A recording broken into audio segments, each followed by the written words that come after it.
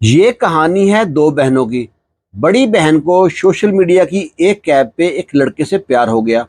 جب لڑکی کو معلوم پڑا کہ لڑکا اکلوتا ہے، امیر ہے، گاڑی بنگلہ ہے، زمین جائیداد ہے، لڑکی سیریس ہو گئی۔ اس لڑکے سے کہتی ہے، میں تمہارے پیار میں اتنی پاگل ہوں کہ میں تمہارے پیار میں جان دے بھی سکتی ہوں۔ اگر تم کو نہ ملے، میں اپنی نسیں کاٹ لوں گی، خودکشی کر لوں گی۔ لڑکا بڑا خوش ہوتا ہے کہ لڑکی میرے پیار میں پاگل ہے۔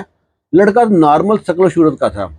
اب لڑکے نے اپنے گھر میں نہ مصیبت ڈال دی، اپنے ماں باپ کے پیچھے لگ گیا، میں فلانی لڑکی سے پیار کرتا ہوں، اس سے شادی کروں گا۔ اگر نہ ملی، میں پنکھے سے لٹک جاؤں گا، پہاڑ سے کود جاؤں گا، دریا میں چھلانگ لگا دوں گا۔ باپ سمجھاتا ہے، بیٹا وہ نیچ ذات کی ہیں، چھوٹے لوگ ہیں، غریب لوگ ہیں، سمجھو، کوشش کرو۔ لڑکا نہیں سمجھتا۔ اب اس کی ماں اپنے شوہر سے کہتی ہے، اکلوتا اکلوتا بیٹا ہے، زندگی اس نے گزارنی ہے، جہاں کہتا ہے مان جاؤ، کہیں کچھ ہو گیا پھر ساری عمر ہاتھ ملتے رہیں گے، پچھتاتے رہو گے۔ باپ نہ بات مان جاتا ہے۔ وہ کہتا ہے ٹھیک ہے، اس سے بات کرو، اس تاریخ کو جائیں گے، اس کے ماں باپ سے ملیں گے، گھر بار دیکھیں گے، پھر بات کرتے ہیں آگے۔ لڑکا بڑا خوش اپنی معشوقہ کو بتاتا ہے کہ میرے ماں باپ مان گئے ہیں، اس تاریخ تمہارے گھر آئیں گے۔ اب معشوقہ اپنی چھوٹی بہن کو بتاتی ہے، اسے کہتی ہے، میں نے انٹرنیٹ پہ ایک لڑکا پھنسایا تھا، لڑکا بالکل بدھو ہے، میرے آگے پیچھے لٹو رہتا ہے، بڑا امیر ہے، پیسے والا ہے، فلاں تاریخ کو میرے گھر آئیں گے رشتے کے لیے۔ چھوٹی بہن کو اتنا غصہ آتا ہے، حسد ہو گیا بڑی بہن سے۔ وہ کہتی ہے، اتنے دن سے میں کوشش کر رہی ہوں، انٹرنیٹ پہ لڑکے ڈھونڈ رہی ہوں، مجھے کوئی بھی امیر لڑکا نہیں ملا، جتنے ملتے ہیں بھکڑ ملتے ہیں، اور میں اب کروں تو کروں کیا۔ اس نے کوشش اور تیز کر دی۔ جو لڑکا بھی سیٹ ہوتا اس سے پوچھتی خاندان بیک گراؤنڈ، دیکھتی بھکڑ ہے، چھوڑی جاتی۔ اس نے 15-20 لڑکے ایسے ٹھکرا دیے۔ اب وہ دن بھی آ گیا، جو لڑکا تھا اس کے ماں باپ آتے ہیں رشتے کے لیے، گھر بار دیکھتے ہیں۔ لڑکے کی ضد کے آگے وہ ہار مان چکے تھے۔ انہوں نے کہا، جی چٹ منگنی اور پٹ بیاہ کرنا ہے، یہ منگنی اور اگلے ہفتے کو آگے شادی کریں گے۔ چھوٹی بہن تو غصے سے لال پیلی، شادی کے کسی کام میں حصہ نہ لے۔ آخر برات آتی ہے، خوب ڈھول ڈھمکا بجتا ہے، بڑے امیر لوگ ہوتے ہیں، لمبی لمبی گاڑیاں آتی ہیں، بڑی بہن دلہن بنتی ہے۔ جب چھوٹی بہن اپنے بہنوئی کو دیکھتی ہے نا، وہ دیکھتی ہے نارمل سا آدمی ہے، اتنا تیز ترار بھی نہیں ہے، کیوں نہ میں اسی کو سیٹ کر لوں۔ وہ نا اب اس کے چکر میں لگ گئی۔ دودھ پلائی کے دوران ویسے بھی اس سے کافی لپٹا لپٹی کرتی ہے۔ بہنوئی نے اس بات پہ غور نہ کیا۔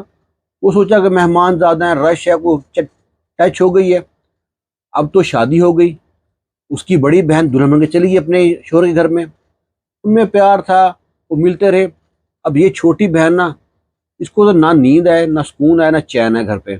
یہ گاہے بگاہے اپنی بڑی بہن گھر جاتی رہے اور اپنے بہنوئی سے خوب مذاق کرے، لیکن ابھی تک وہ اس کو سمجھ نہ پایا تھا۔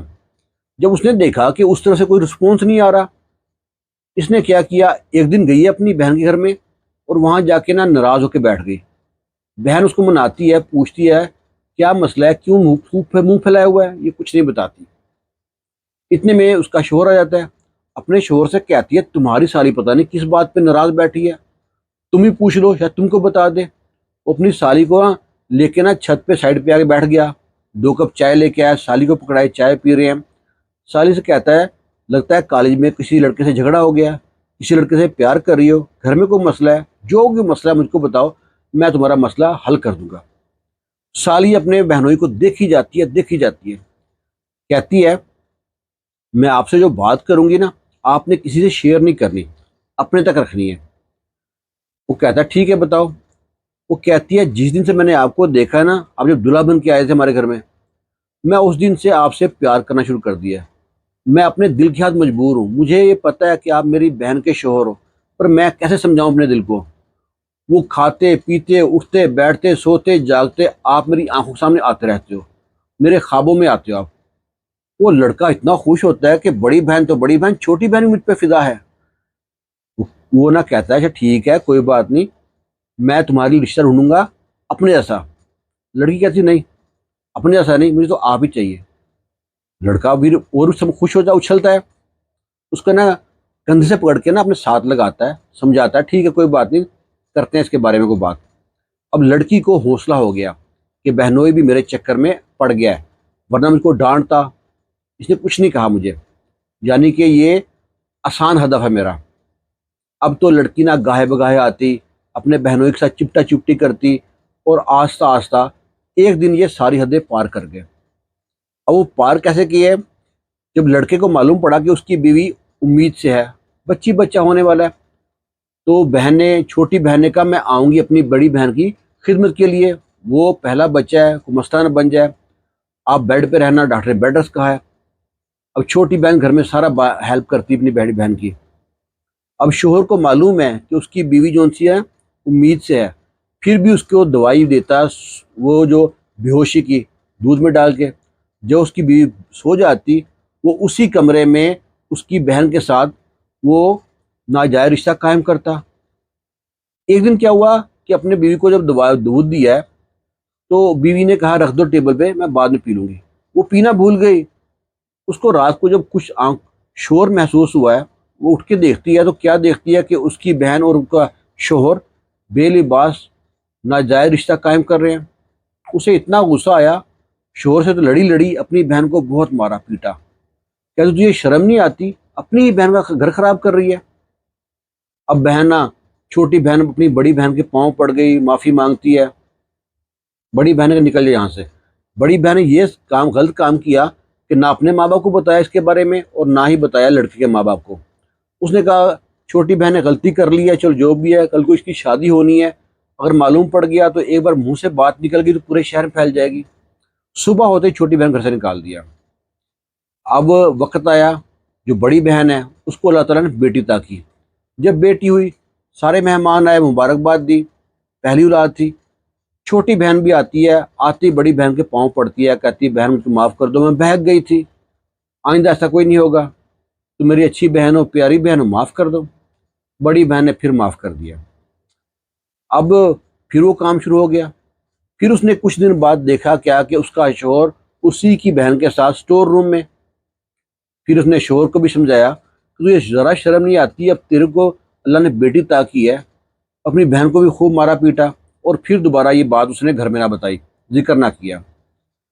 اب شوہر کو اپنی بیوی بری لگتی، کیونکہ کبھی بھی پیار کی بات کرنے کی کوشش کرتا تو آگے سے وہ پرانی جھلی کٹی باتیں سناتی۔ اب دونوں میں کوئی رشتہ بھی قائم نہ ہوتا۔ مرد کو ضرورت تھی عورت کی، وہ ساری اور ضرورتیں وہ اپنی سالی سے پوری کر رہا تھا۔ اب وہ کہتا ہے کہ اس سے اچھا سالی ہے، اس کو اگر میں مار دوں گا تو سالی شادی ہو جائے گی آرام سے۔